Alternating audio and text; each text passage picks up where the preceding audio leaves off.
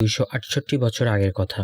ভারতের পশ্চিমবঙ্গের 24 পরগনা জেলার বারাসাত মহকুমার অন্তর্গত 84 চাকলা নামে একটি গ্রাম। অনেক সমৃদ্ধ সম্ভ্রান্ত পরিবারের বাস এই গ্রামখানিতে। গ্রামটি ছোট হলেও বেশ শান্ত ও নির্জন পরিবেশ।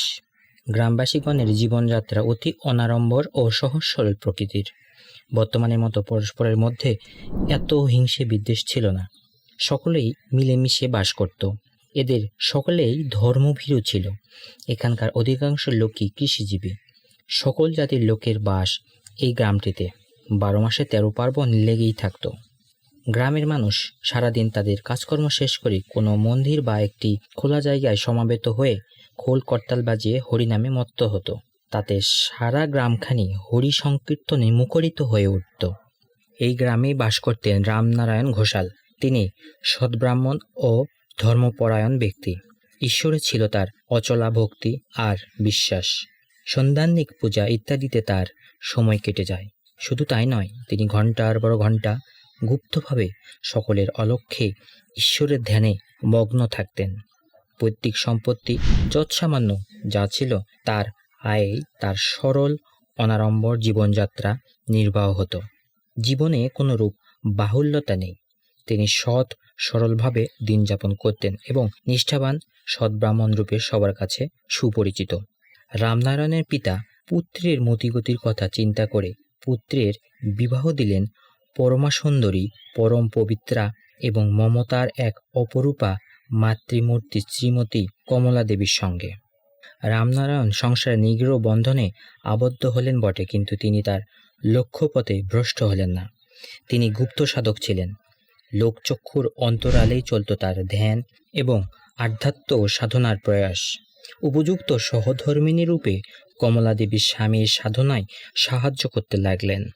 তিনি ছিলেন পতিগত প্রাণা। স্বামীর কথাই ছিল তার কাছে বেদবাক্য স্বরূপ। তিনি ছিলেন পরদুঃখ কাতর। পরদুঃখ কাতরতা এই মহীয়সী নারী কারো দুঃখ দেখলে ব্যাকুল হয়ে উঠতেন। দেবসেবা, পতিসেবা, বার ব্রত পালন এবং অতিথি সেবা ইত্যাদি নিয়েই তিনি ব্যস্ত থাকতেন সদা সর্বদা। রামনারায়ণের মনে এক দুর্নিবার ইচ্ছা, তার একটি সন্তানকে প্রথম থেকেই ত্যাগের পথে প্রেরণ করতে হবে। তাকে অর্পণ করতে হবে পরম করুণাময় ঈশ্বরের চরণে। বহুদিন থেকেই তার মনে এই ইচ্ছা প্রবল থেকে প্রবলতর হয়েছিল।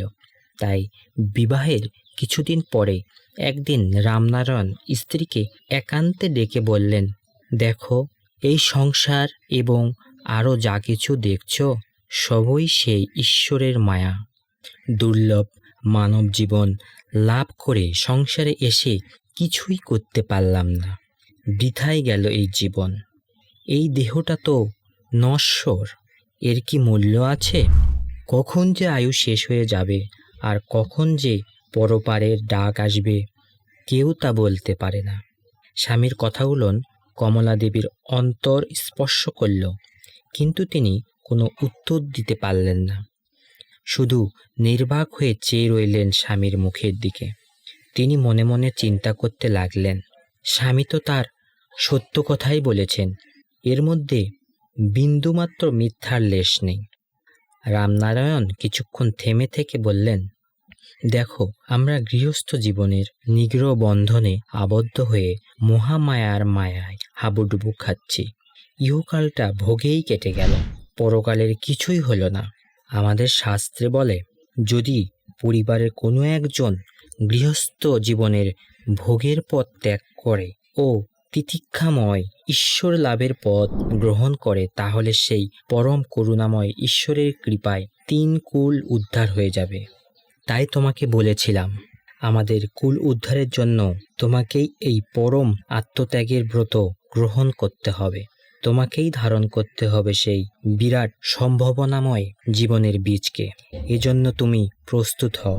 ঈশ্বরের কাছে প্রার্থনা করো যেন আমাদের মনস্কামনা পূর্ণ হয়।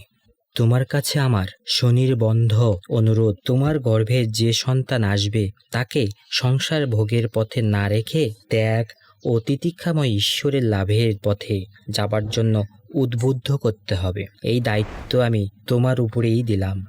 অতি সরল মনা, পতিগত প্রাণা কমলা দেবী স্বামীর কথাগুলো মন দিয়ে শুনলেন। তারপর বললেন, বেশ তো, তোমার যখন ইচ্ছে তাই হবে। আমি তো কোনোদিন তোমার ইচ্ছের বিরুদ্ধে কোনো কাজ করিনি। তাছাড়া আমার পুত্রের জন্য যদি 3 কুল উদ্ধার হয় সে তো আনন্দের কথা। স্ত্রীর এহনো কথায় রামনারায়ণ তৃপ্ত হলেন। দেখতে দেখতে কেটে গেল বেশ কিছুদিন। যথাসময়ে কমলা দেবীর প্রথম পুত্র জন্মগ্রহণ করল। ছেলে ভূমিষ্ঠ হবার পর তার মুখ দেখে কমলা দেবী মুগ্ধ হয়ে গেলেন। হঠাৎ স্বামীর কথাগুলো তার মনে পড়ে যায়। তিনি শিউরে ওঠেন। মায়ের মমতার কাছে সব যুক্তিতর্ক বন্যার জলের মতো কোথায় যেন ভেসে যায়। যাকে তিনি 10 মাস 10 দিন ধারণ করে দেহের রস রক্ত দিয়ে জীবিত রেখেছেন, নিদারুণ প্রসব যন্ত্রণা সহ্য করে মাতৃত্বের অধিকার লাভ করেছেন, সেই প্রাণের নিধিকে কেমন করে পাঠিয়ে দিবেন অনিশ্চয়তায় ভরা কিস্রময় সন্ন্যাস জীবনের সাথে? কথাটা ভাবতেও তার দুচোখ অজল হয়ে উঠল। কমলা দেবী ধৈর্যহারা হয়ে পড়েন। স্বামীর কাছে প্রতিশ্রুতির কথা ভুলে গিয়ে পরম আদরে পালন করতে থাকেন পুত্রকে। রামনারায়ণও আর বিশেষ কিছু বলেন না। ধৈর্যহারা না হয়ে তিনি অপেক্ষা করতে থাকেন। প্রতিদিন তিনি একান্তে সেই পরম পিতার কাছে তার অন্তরের আবেদন পেশ করতে থাকেন। মাতৃত্বের পূর্ণ অধিকার নিয়েই কমলা দেবী প্রথম, দ্বিতীয় এবং তৃতীয় পুত্রের ভাবী সন্ন্যাস জীবনের পথে বাধা দেন। তার ইচ্ছার বিরুদ্ধে রামনারায়ণও জোর করে কিছু বলেন না। রামনারায়ণের অটল বিশ্বাস সেই পরম পিতার মঙ্গলময় ইচ্ছার উপর। যার ইচ্ছার মাতৃমন পরিচালিত হয়, যার ইচ্ছা ব্যতীত গাছের একটি পাতাও নড়ে না, তার ইচ্ছে ছাড়া জগতের কোনো কিছুই হতে পারে না। রামনারায়ণ দিবারাত্র মঙ্গলময় ঈশ্বরের নিকট কাতর প্রার্থনা জানান। ভক্তের প্রার্থনায় করুণাময় ঈশ্বরের আসন টলে ওঠে। ভক্তের প্রার্থনা পূরণ করতে তিনিও ব্যাকুল হয়ে পড়েন, কেননা তিনি যে ভক্ত বৎসল। সময় কারো জন্যে অপেক্ষা করে না। নদীর স্রোতের মতোই সে এগিয়ে যায়। কালের গতি অব্যাহত। তার কাছে দিন রাত সবই সমান। একই গতিতে সে তার পথে অগ্রসর হয়। এভাবেই রামনারায়ণের দিনগুলো কেটে যাচ্ছিল। ক্রমে ক্রমে এলো বাংলা 1137 সাল 18 ভাদ্র 1730 খ্রিস্টাব্দ। সেই দিনটি ছিল শুভ জন্মাষ্টমী তিথি। হিন্দুদের নিকট অতি পবিত্র দিন। দাপর যুগে এমনি একটি দিনে ঘনঘোর দুর্যোগময় রাত্রিতে কংস কারাগারে জন্মগ্রহণ করেছিলেন এক পূর্ণ পুরুষ শ্রীকৃষ্ণ। তিনি আবির্ভাব হয়ে কংসের অত্যাচারে নিপীড়িত পৃথিবীকে মুক্ত করেছিলেন। অত্যাচারীদের ধ্বংস করে ধর্মের গ্লানি মুক্ত করে প্রতিষ্ঠা করেছিলেন ধর্মরাজ্য। শ্রীকৃষ্ণের জন্মতিথির পূর্ণ লগ্নের ব্রহ্ম মুহূর্তে কমলা দেবীর কোল আলো করে জন্মগ্রহণ করলেন লোকনাথ। অপূর্ব সুন্দর শিশু, সারা দেহে যেন একটা দিব্য জ্যোতি। পুত্রকে কোলে নিয়ে কমলা দেবী বিস্মিত, স্তব্ধ, বিস্ময় বিস্ফারিত নেত্রে বারবার তিনি দেখতে লাগলেন সদ্যজাত শিশুকে। কে এই শিশু? এ কি মনুষ্য শিশু না দেব শিশু? রামনারায়ণ তার চতুর্থ পুত্রের মুখ দর্শন করতে এলেন প্রসব কক্ষে। পুত্রমুখ দেখে তিনিও বিস্মিত হলেন। তিনি বুঝতে পারলেন যে মঙ্গলময় ঈশ্বর তার প্রতি প্রসন্ন হয়েছেন। এবার কমলা দেবীও সানন্দে স্বামীকে স্বীকৃতি দিলেন তার এই সন্তানটিকে ত্যাগের পথে প্রেরণ করার জন্য। রামনারায়ণ স্ত্রীর স্বীকৃতি পেয়ে খুশি হলেন। তার চোখ মুখ আনন্দে উজ্জ্বল হয়ে উঠল। বারবার তিনি করুণাময় ঈশ্বরের চরণে ভক্তিপূর্ণ প্রণাম জানিয়ে প্রসব কক্ষ থেকে ফিরে এলেন।